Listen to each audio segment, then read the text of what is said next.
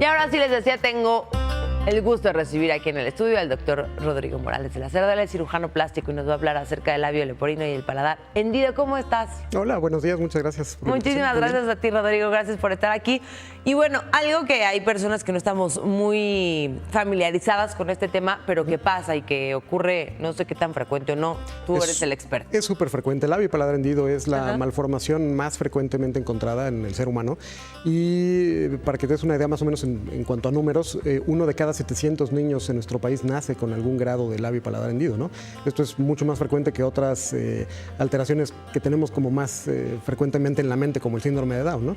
Y es pues muy frecuente. Esto es algo congénito, me imagino, y sí. Se puede detectar desde antes de nacer o... Idealmente desde antes de que nacen. Sí, es congénito, los bebés nacen con esta alteración, es genético, la mayor parte de las veces está relacionado con la herencia y sí, la mayor parte de las veces un ultrasonografista bien preparado puede detectarlo desde el segundo trimestre y casi siempre en el tercer trimestre del embarazo ya sabemos que vienen con esto, ¿no? Lo cual es afortunado porque nos permite tomar todos los pasos necesarios para que el bebé pueda tener un tratamiento adecuado y oportuno desde que nace, ¿no? ¿Y cuál es este tratamiento, Rodrigo? Pues son muchas cosas. Mira, el tratamiento uno ubica bien la cirugía, ¿no? Que es la parte, digamos, más importante del tratamiento, pero el tratamiento oportuno y adecuado de estos niños necesita terapia de lenguaje, necesita tratamiento dental, tanto antes como después de las cirugías, necesita terapia psicológica, genética, pediatría, otorrinolaringología, es decir, es un equipo multidisciplinario el que se requiere para poder atenderlos como debe de ser. O sea, no es una operación y ya nada más. De hecho, no es una.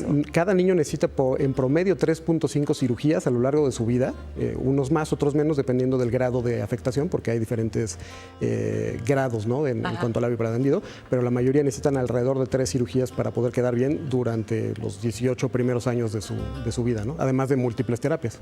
Si no se detecta en el embarazo a través de los ultrasonidos, si se detecta ya que nace, de todas formas es algo que tiene solución. Sí, por supuesto. De hecho, esa es una de las grandes ventajas del labio paladar hendido, que a diferencia de otras enfermedades, por llamarlo de alguna forma, en las cuales a pesar de un tratamiento, a pesar de una cirugía, la esperanza de vida pues no es tan larga o la calidad de vida de los pacientes no es tan larga, el labio paladar hendido, un niño que se opera bien y que se opera a tiempo, va a tener una vida perfectamente plena. Son niños que en realidad no van a tener prácticamente estigmas de que tuvieron en algún momento labio paladar hendido. Si reciben el tratamiento de terapia de lenguaje adecuado, van a hablar perfecto, no te vas a dar cuenta de que tuvieron en algún momento. Entonces, sí, o sea, la idea, digamos, la meta a largo plazo es que estos niños sean perfectamente normales, que estén integrados completamente a su mundo laboral, a su vida escolar cuando son niños y que no sean motivo de acoso escolar, que no sean... Es decir, que el labio paladar hendido no sea algo que los defina, sino más bien algo anecdótico que, pues en algún momento les contarán, tuviste esto y esto, pero que no sea algo que realmente les represente un problema para poder tener una vida feliz y plena. Claro. ¿No?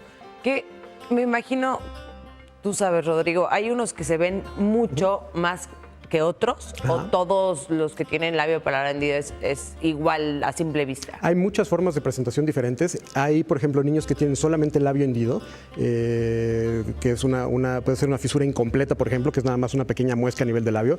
La mayoría tienen completamente hendido tanto el labio como la base de la nariz y muchos también el paladar, que hasta atrás, hasta la campanilla, ¿no? La úvula. Y hay otros, por ejemplo, que tienen nada más el paladar hendido sin presentar una fisura en el labio. Esos no los ves.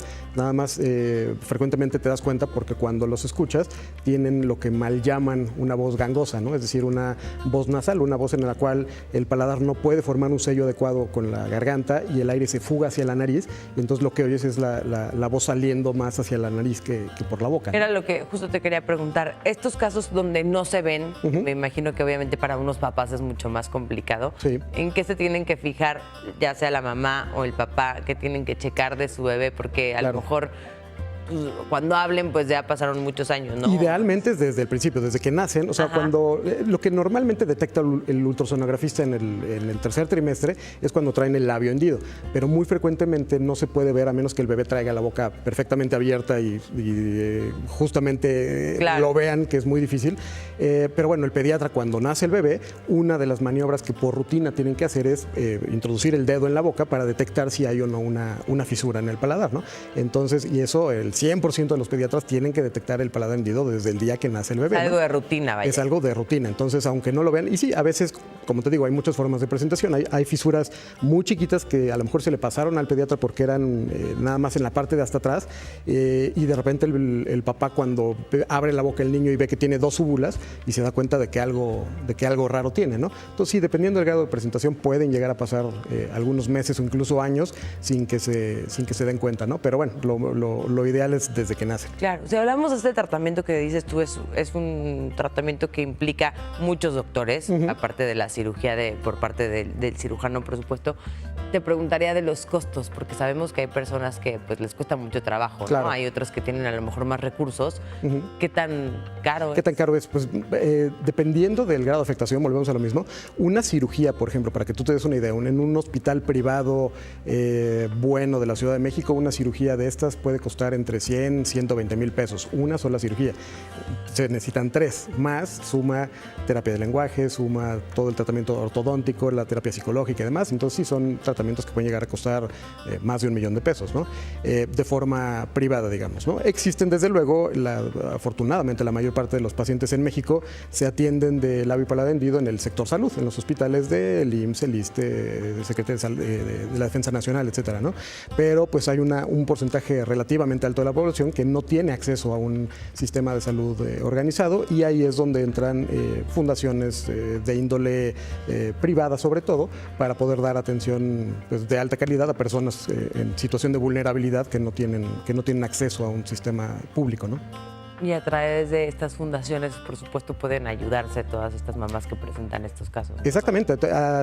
En todo el país, en prácticamente todos los estados, hay grupos que se dedican de forma altruista a hacer este tipo de cirugías y de autodar este tipo de tratamientos para personas que no tienen o recursos para hacerlo de forma privada o una seguridad social para hacerlo de forma pública, ¿no? Entonces ahí está una excelente opción y también una excelente labor la que hacen los cirujanos cuando se organizan también para hacer este tipo de cirugías de forma altruista. Rodrigo, muchísimas gracias por platicarnos de este tema, sin duda relevante para muchos niños y para muchos papás. Muchas gracias por estar aquí. Gracias a ustedes. Y hacemos un corte con otro tono, no se vayan. Al regresar le voy a platicar todo sobre la actual